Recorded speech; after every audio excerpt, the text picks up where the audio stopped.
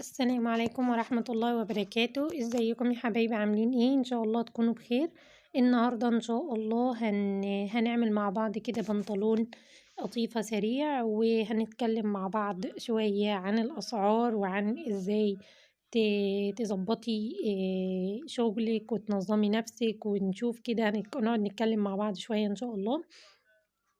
أول حاجة طبعًا إحنا بناخد محيط أكبر حجم للبنطلون اللي هو محيط الهانش، وبتبدئي إن أنتِ بتطبّقي القماشة العرض بتاعها عرض محيط أكبر حجم، تمام، بتطبّقيها كده نُصّين وبعدين تطبّقيها على ال4. وطبعًا طول البنطلون زي ما أنتِ واخداه، اللي هو طول البنطلون 100، 105 طول البنطلون الزبونة اللي أنتِ واخداه. وبنزوّد عليه لو هنعمل فيه أستك طبعًا بنزوّد عليه من 7 ل10 سنتي تاني للأستك، يبقى ده كده الطول بتاعِك، تمام. وبعدين بنطبّقها على 4. وطول الحجر طبعًا إحنا عارفين إن إحنا بنحدّده على أساس طول البنطلون، طول الحجر بيكون التِلت بتاع طول البنطلون. يعني لو أنتِ عندِك البنطلون طوله 105 بيكون عندِك الحجر 35 سنتي و5 سنتي للأستك، يبقى كده 40 سنتي، تمام. ده كده طول الحجر، علشان ما تعمليش الحجر وتاخدي منه الأستك وبعدين يصغر منِّك. كده ده البنطلون زي ما قُلت لِك أهو بنطبّقه على ال4 وبناخد طول الحجر، ومن طول الحجر بقى بتدخلي كده 5 سنتي أهو، كده هاخد طول الحجر بتاعي زي ما أنا عايزاه، وهابدأ إن أنا أدخل هاساوي بس القماشة بتاعتي، وهاخد طول الحجر عندي 30، هاخد طول الحجر وباعمل 5 سنتي كده، وباخد الدوران بتاع الحجر بتاعِك. طبعًا الوسط لو فيه وسع شوية ما فيش مشكلة، كده إحنا بنرجع نكشكشه بالأستك، والوضع هنا بيختلف، ما فيش أساسيات أوي في البنطلون ده، لإن البنطلون ده بنطلون دفاية، بنطلون عادي جدًا، بنطلون تتقيل، بنطلون دفاية، مش بنطلون كبير، تمام، مش بنطلون خروج معلش. ف كده خلاص يعني أنتِ بتاخدي بقى عرض الأسورة من تحت، عرض الأسورة كده أهو، بتطلعي على الحجر كده على ما فيش، بنُص بقى الحجر، دي كده أسهل طريقة ممكن تعملي بيها البنطلون بتاع الدفاية معاكِ بكل سهولة، وما يطلعش معاكِ فيه مشاكل إن شاء الله. كده أنا كان عندي كام بنطلون دفاية مطلوبين مني، فأنا هقصهم كلهم بنفس الطريقة. أنا بس هفتح كده بعد ما قصيت، وهعمل الأمام كده شوية، هفرق الأمام شوية، هعمل فرطة بتاعة الوسط، وهعمل بس هاخد من الحجر بتاع الأمام حوالي 2 سنتي، وهطلع على ما فيش عند الفرطة دي، علشان بس أفرق الأمام من الخلف بحيث إن هو يكون مريح في اللبس. كده أنا قصيت واحد أسمر، أنا كان مطلوب مني 2 سمر تقريبا، بنطلونين سمر و3 كحلي، تمام. هنقصهم بقى كده مع بعض. الحاجة بقى اللي أنا عايزة أكلمكم فيها هي سعر القماش وصل لفين. والله يا جماعة الواحد يعني حزين فعلا على اللي احنا وصلنا له وعلى الأسعار. احنا كان عندنا القطيفة الهايدي في أول السنة، كان تقريبا عندي بواقي من السنة اللي فاتت، بس كانت بواقي تياب، كنا بنطلع الكيلو على 100 جنيه في أول السنة، يعني في شهر 11 كده وفي شهر 12. لما الكمية اللي عندي خلاص خلصت وشطبت، انا اضطريت ان انا انزل اشتري القماش اللي انا بعمله معاكم ده.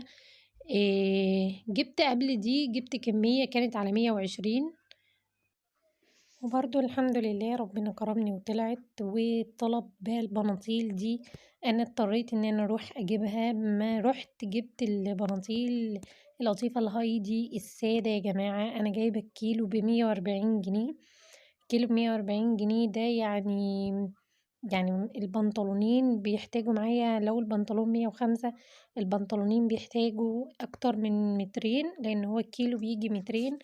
فطبعا كده الأسعار غالية جدا، وبتلاقي إن الحاجة داخلة معاكي تقريبا على الجاهز. وأوقات والله في زباين بتستغلى، وفي زباين بتاخد تقولك ما هو كله غلي وكله علينا وكله كده كده يعني الجاهز غلي والتفصيل غلي. بس مش كله، بس يعني ما انكرش ان الاسعار دي هتأثر علينا كلنا في الشغل، وهتأثر على كمية الشغل اللي احنا كنا بنشتغلها. بس ان شاء الله احنا يعني مش هنيأس، وان شاء الله ربنا يكرمنا بإذن الله وييسر لنا الأحوال، و... وبإذن الله يعني خير اللي جاي أحلى. هي طبعا أنا عارفة إن الدنيا كلها مريحة اليومين دول عند الناس كلها، وفي كذا حد اشتكالي إن مفيش شغل وإن الدنيا واقفة خالص. فعلا مفيش شغل اليومين دول.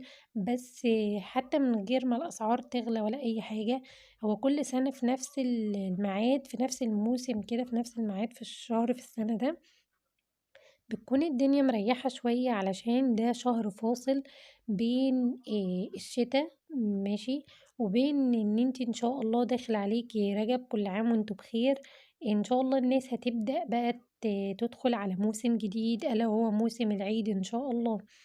فاللي اشترى شتوي اشترى خلاص، واللي هيشتري صيفي مش هيشتري دلوقتي. فعلشان كده الدنيا مريحة. لكن ان شاء الله باذن الله نتفائل بالخير، ان شاء الله الدنيا هتفتح باذن الله شغل، واللي عندها مكان ان شاء الله هتشتغل وهيجيلها شغل، والدنيا هتبقى زي الفل. إيه ان شاء الله باذن الله. احنا هنحاول كده باذن الله الفتره اللي جايه، هحاول باذن الله انزل لكم موديلات. انا بصراحه هبدا ان انا اعمل شغل يعني حاجات كده البنوتي مثلا، وابدا اجهز لها في اللبس، بحيث ان هي تبقى هبدا اطبق افكار جديده او قصات جديده. وهاحاول أصورها معاكم إن شاء الله، بحيث إن انتوا لو هتستفيدوا منها أو هتاخدوا منها أفكار تطبقوها بإذن الله. و... وهنبدأ نجهز للموسم الجديد بتاعنا، وهندعي وإن شاء الله الأرزاق دي بتاعت ربنا. إن شاء الله ربنا يرزقنا جميعا ويوسع في رزق الجميع. وهاحاول إن شاء الله بإذن الله إن أنا كل يوم أنزل لكم فيديو بقصة متنوعة وقصة شكل، لأن زي ما قلت لكم أنا هعمل لبنوتي، هعمل لأروى بنتي لبس، وهعرضه معاكم وإن شاء الله يكون سهل وبسيط عليكم. هنا بس أنا قصيت كده البنطلونين السمر، وهبدأ إن أنا هشتغل في البناطيل الكحلي. أنا بقصها بنفس الطريقة، مفيش أي حاجة. الفترة اللي جاية انتظروني إن شاء الله هنعمل مع بعض البنطلون الليجن بكل سهولة. هنعمل موديلات بلوزات حلوة جدا شيك إن شاء الله هتعجبكم، وهتبقى يعني حلوة إن انتوا هتاخدوا منها مثلا أفكار بإن انتوا تطبقوها. إيه كمثلا حاجة انتي مثلا هتحبي تعمليها لبنتك، أو حاجة تعرضيها للبيع. هنشجع بعض. كل يوم إن شاء الله هيبقى فيه فيديو بإذن الله. فيديو هنشجع بعض فيه، هنحفز بعض ان احنا ما نكسلش، وان احنا يعني انا برضو هشجعكم وانتوا تشجعوني ان شاء الله ان احنا نكمل، وان احنا نستمر في شغلنا.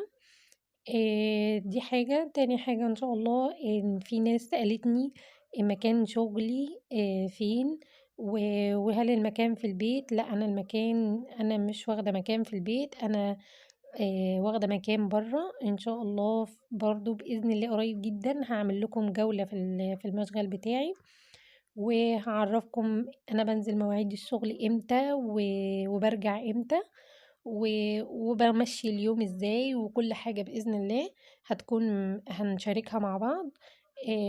بس يا جماعة بالله عليكم يعني حاولوا إن انتوا تدعموا بلايك واشتراك في القناة، وتكتبوا لنا كومنت حلو علشان تشجعوني ان انا استمر، وان انا انزل لكم كل يوم فيديو بإذن الله. البناطيل دي انا سلمتها، وطبعا يعني برضو الزباين كانت مستغلية، مش هضحك عليكم، لان انا كنت متفقة على السعر القديم. كنت طبعًا دي كانت غلطة منّي، أتمنى إن أنتم برضه ما تقعوش في نفس الغلطة، إن أنتِ لمّا تيجي لِك زبونة ما تتفقيش على أسعار قديمة، لإن إحنا يا جماعة كل يوم بننزل بنلاقي سعر جديد، وكل مرّة بانزل أجيب فيها القماش بالاقي سعر تاني خالص، وأتمنى إن أنا أكون فدتكم ولو بحاجة بسيطة، ما تنسوش تعملوا لايك واشتراك، والسلام عليكم ورحمة الله وبركاته.